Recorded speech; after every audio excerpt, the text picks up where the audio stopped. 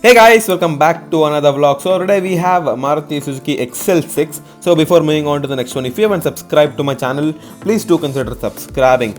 So this car comes with the courtesy of Nexa Friendly Motors, which is here in Mysuru, Vanavilas Road. So if anyone of you looking to buy any kind of Suzuki vehicle, please do go visit them. I have left a link in the description for their address and contact number as well as for their Instagram profile. Please do go follow them for their regular updates.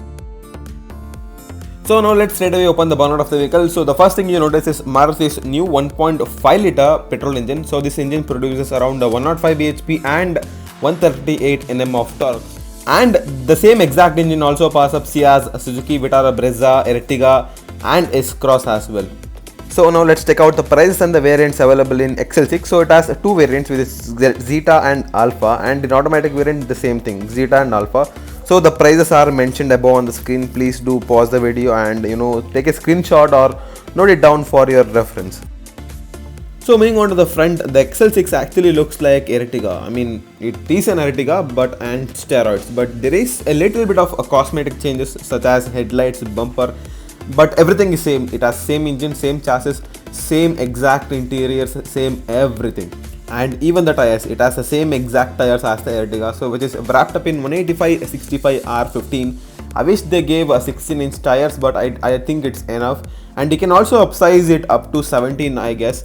So apart from Ertiga, why you should choose XL6? Because it has more legroom compared to the Ertiga, I guess, because it has only 2 seats in the center, and it has this kind of chrome highlightings, and it has this side skirting, and it has more rugged look compared to the Ertiga. It has more, what do I say, like urban type of thing. So moving on to the back, it has the same tail lights as the Ertiga, exact LEDs, but for reverse lighting for indicators you have halogen. And it does come with the rear wipers for the top end trims, and you do have this kind of black kind of thing in the center, which looks really good, especially for this paint shade blue, which looks really good.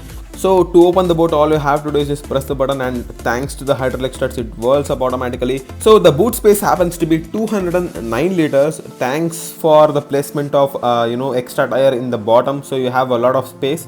You do have a secret place like that. So the tire has been placed down below, which makes it hard to take down sometimes, but you have extra space in the boot.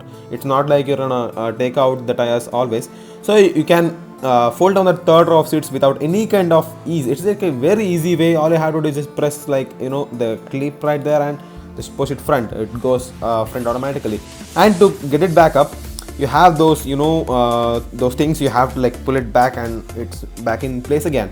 Very simple task. So now let's move on to the side. You can see the functioning roof rails, which looks absolutely beautiful. You do have this chrome highlights for the handles, which is really good. So moving on to the inside, you have the door design shaded with like 3 type of thing. It has like wood kind of thing, a dark wood shade. So the interiors is same as Maruti Ertiga. It has the same infotainment system, same AC vents, same exact everything, but this is a black interiors. Whether if you compare to the Ertiga, it has the beige interiors. So in the new model, you have a lot of space in the front, not like the old model. So you can sit aram se. So now let's move on to the driver side. You have the same door design as the other side, but you do have the switches for power windows, automatic folding ORVMs, mirror controls and other stuff. So you do have auto up and down driver side mirror as well. So the seats is really very nice. It has this kind of leather seats, and you do have the height adjustment for it. So the steering wheel is straight away borrowed from the Suzuki Swift, but except it has the controls for the cruise control on the right side. So on the left side, we have the controls for the infotainment system as well as for the Bluetooth systems, and like I said, on the right side you have the controls for cruise control. So moving on to the left side of the steering wheel, you have the controls for the wipers. The wipers work really well. It has these big arms which covers up complete glass, like you're seeing there, and you do have a single speed rear wipers, which you will use very rarely. So moving on to the other side of the steering wheel, you have the controls for the indicators as well as for the headlamps. So the headlamps is what makes this car special. It has this complete LED setup, which is amazing. So moving on to the bottom side, you have the start stop button as well as the engine on and off, automatic on and off button, and as well as headlight leveler. So you do have the AC vents just like the other side. So the steering wheel is really good, flat bottom steering wheel, you have a good control over it. So moving on to the infotainment system, it has been mounted like an iPad, just like the Ignis. So it has the same infotainment system as the other Suzuki cars. It is very responsive, I can say, not laggy. It does have Android Auto, Apple CarPlay, navigation system, Bluetooth, radio, whatever you name it. So it has a lot of options. So just beside that, you have the hazard lighting and security lighting. So you have the complete digital automatic climate control system, which is really nice to operate, just like all the Suzuki vehicles. Even though this cabin is like really big, the air conditioning works really well. It cools up pretty quick. When I went to the drive, it was like very sunny and the temperature was about 32, I guess. So it cooled up pretty big, and you have the 12-volt charger for your laptops and phones to charge. You have the USB and aux button. So the good thing about the cup holders is they have air conditioning. Air conditioning in the sense they have AC vents, which is really good feature. At this price point though, it is really very nice. So moving on to the transmission type, you have two type of transmission available in XL6. One is a 5-speed manual and 4-speed AT. So you can choose between two cars. The price difference is around 60 to 70k. So the reverse camera is really brilliant. Like all the Maruti Suzuki cars, it's really very nice. It has a good amount of clarity, and it does have the guidelines. So moving on to the center, you have the handbrake as well as the armrest. It's also leather wrapped. So now let's move on to the back door. So the back door is really massive in size. Even the rear glass, it's really huge. You can see in the camera right there. It's really huge in size. So the seats are wrapped up in leather, which is really very nice on the top end trims. So getting inside is also very easy, I can say. Ingress and egress is really good. So even the high thigh support and the head support is really good. So you do have the 4 AC vents for the rear passengers with your own controls. It doesn't have any kind of a digital display, just a knob to control the speed of the air conditioning. You do have the handrest right for each seat in the middle row. So moving on to the back, the space is really very enough, I can say it. I'm not saying it's very massive in size, but it's enough, enough space for two people in the back. So it's not a big deal getting on the back seat. It has a good amount of space in the back. You do have your own cup holders in the back as well, and you do have the window, so you can see outside when your driver is driving by.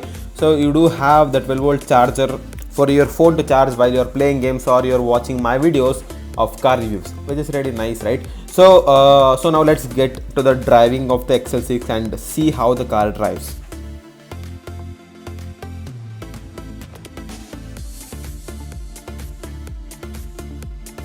So driving the XL6 now. So I'm gonna get to this point straight away. The impressive thing in this vehicle is no body roll at all. So I really did turn this vehicle in the cross in very high speeds. No single NP of body roll. That is very impressive. You can drive it as confident as you are. It feels like you're driving some kind of hatchback, like you're driving Baleno. So this motor, it revs up. It has 1.5 liter 105 bhp and 138 Nm of torque. That 1.5 liter from the Maruti Suzuki is a huge success, I can say. Even the fuel efficiency, it's really good. It's around 20 to 22 if you drive it very peacefully, or if you like drive it on the sport mode. It doesn't have the sport mode, but if you like drive it with your sport mode on in your mind, maybe around 15 to 16, I guess. So talking about the performance, so the initial response on the XL6 are good, but if you hold a gear, you'll also appreciate the borderline sporty top end. What's more, the engine also sounds quite sporty, about 3000 rpm. However, the mid range is flat, so you'll have to shift down a gear if you want to do a quick overtake, or if you are racing somebody, you have to like shift down. So there is a fair power of driving with a full load, and the cruise controls also helps to maintain a steady clip too. But the drivers used to torque turbo diesels like me will find pulling power a bit lacking there, because diesel motor obviously have more torque and more pulling power than the petrol. So overall, if you're looking to buy any kind of a family car of 6-seater, this is the car for you. It's not much expensive considering about other vehicles in the sense Innova, Cresta or anything. So thank you so much for watching. Please do like, share, and don't forget to subscribe.